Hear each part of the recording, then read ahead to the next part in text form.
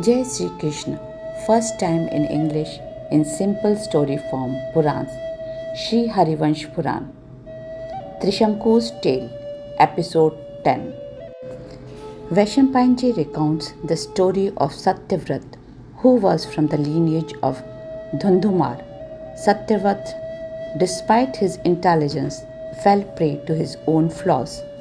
Driven by lust, attachment, and deceit, he committed grave mistakes.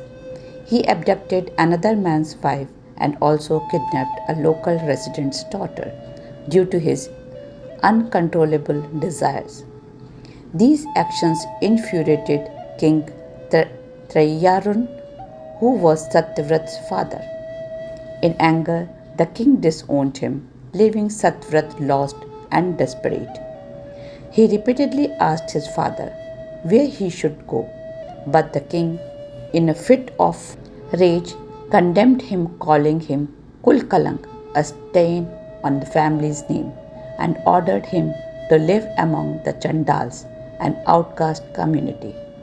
Even though the wise sage Rishi Vasishtha was present, he did not intervene to stop the king's harsh decision. Satyavrat now had no choice but to live among the Chandals, facing the harsh realities of his actions. The consequences were severe, not just for Satyavrat, but for the kingdom as well. King Tayyarun's abandonment of his son and subsequent withdrawal to the forest left the kingdom vulnerable. With righteousness dwindling, the state suffered a 12-year drought because even Indra, the king of gods, refused to bless them with rain. Meanwhile, sage Vishwamitra left his family in the kingdom of Satyavrat to undertake rigorous penance by the seashore. A severe drought struck the land, compelling Vishwamitra's wife to contemplate selling their son for the price of 100 cows. Heartbroken and desperate, she began wandering with a rope around her son's neck, intending to make the painful sale. Prince Satyavrat, witnessing this heart-wrenching scene, intervened and rescued the boy, determined to fulfill the duty of a noble prince. To appease Maharshi Vishwamitra and out of compassion for the helpless family, Satyavrat decided to support and raise the boy himself. This young lad, known thereafter as Galav due to the rope that once bound him, would later become renowned in his own right. Inspired by his deep reverence for Vishwamitra, empathy towards the distressed family, and the solemn oath he had taken, Prince Satyavrat respectfully began to look after Vishwamitra's wife and children. Once his father departed for the forest, Satyavrat silently observed a 12-year-long fast, a testament to his unwavering dedication.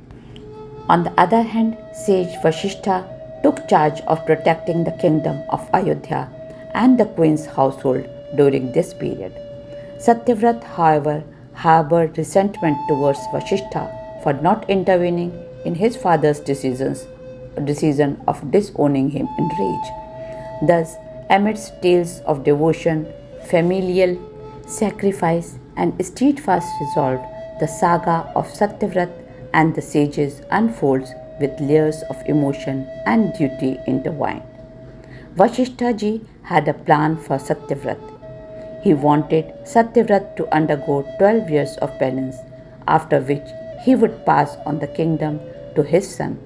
Satyavrat, however, misunderstood Vasishtha's intentions. During his penance, Satyavrat faced a severe challenge when food became scarce. One day, driven by hunger, he made a grave mistake. He spotted Mahatma Vasishtha's cow, a source of sustenance and livelihood for the sage.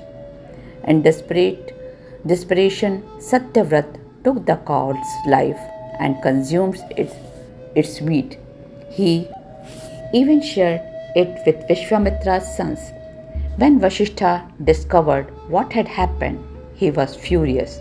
He confronted Satyavrat, saying, "You have committed three serious sins: disrespecting your father's wishes, killing my cow, and consuming raw meat. Such acts are unforgivable." Vasishtha's anger was justified. He warned Satyavrat that these sins would have dire consequences if not atoned for. This incident taught Satyavrat a profound lesson about the gravity of his actions and the importance of understanding intentions correctly.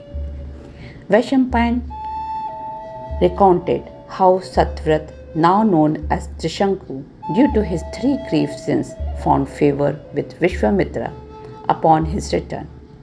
Vishwamitra was deeply impressed by Satyavrat's devotion to caring for his family despite his past transgressions.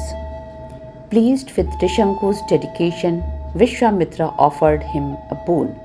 Trishanku boldly requested Vishwamitra to grant him the ability to ascend to heaven in his physical form. Impressed by Satyavrat's devotion, Vishwamitra performed severe penance to cleanse the king's sins. He then anointed Satyavrat as the ruler of his father's kingdom and initiated grand ritual in his honor. During this time, Vishwamitra, renowned for his austere practices, accomplished the extraordinary feat of sending Trishanku to heaven in his mortal body. Trishanku's wife Satyaratha was from Kaikeyi dynasty. She bore a son named Harishchandra, known for his impeccable virtues, and was popular as Trishamvav. His fame grew as he performed the grand Rajsu Yajna, earning him the title of the emperor. Continuing the lineage, Trishamvav's son Rohit founded the city of Rohit and dedicated it to the Brahmins. Generations later, in his lineage emerged Sagar, a formidable king who expanded his kingdom through conquests, notably defeating the mighty rulers Taljhang and Hehe. Thus, through these tales of valor, sacrifice, and divine blessings, the lineage thrived, leaving an indelible mark on the annals of history. Jai Sri Krishna. In the next episode, we'll come to know about the story of King Sagar. Episode 11. Please don't forget to like, share, and subscribe.